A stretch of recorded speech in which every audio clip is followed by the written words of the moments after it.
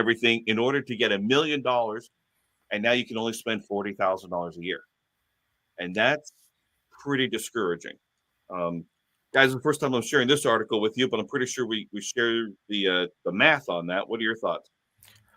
Well, guys, I would go back to something you just mentioned as you started the question off. That um, kind of as a flag to me is I think this is really, you know,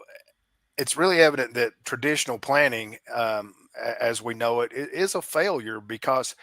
it's they lull you into, at your age 21 or you're 22 of, you're going to put X amount of dollars in a qualified plan, for instance, and you leave it there and the government's going to take care of you, and it's going to be this big pile of money, and you don't need to do anything further, that you've done all you can do, and you turn 65 and all of a sudden that that pile of money is not as big as it needs to be, number one, and it didn't do what you thought it was going to do. And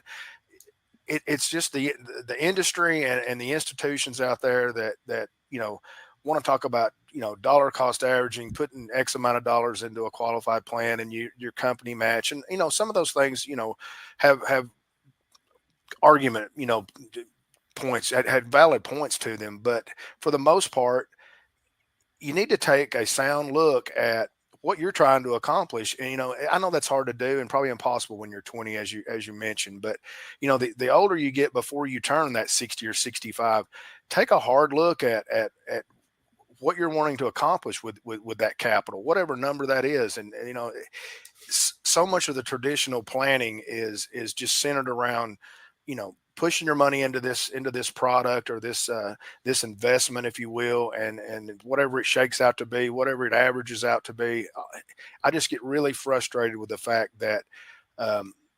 no one just sits down and takes a look at where they're at with their statement after 4 or 5 years in a plan, and say, is this really doing what I'm wanting it to accomplish?